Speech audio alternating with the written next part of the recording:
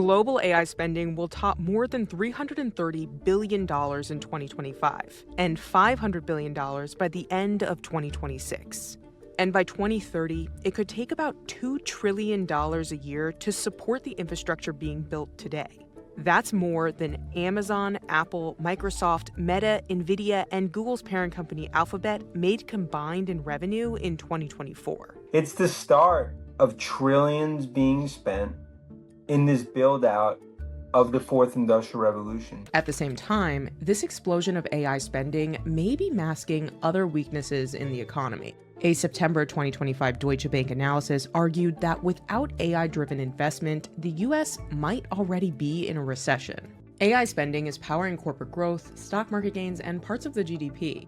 The biggest names in tech are riding a wave of AI-driven optimism. Unlike the dot-com boom, where companies had little revenue, many of today's AI giants are bringing in a lot of cash. But some experts are worried it may not be enough to sustain the elevated level of spending. Some companies are turning to the bond market to finance the infrastructure expansion by issuing debt that they plan to pay back later. That means if profits fall or the technology doesn't deliver, companies could be left with loans they can't repay. The consequences wouldn't just hit the stock market, they could also hit the overall economy. The labor market is also struggling. Unemployment is low, but hiring has slowed, and long-term joblessness hit nearly 26% in August 2025.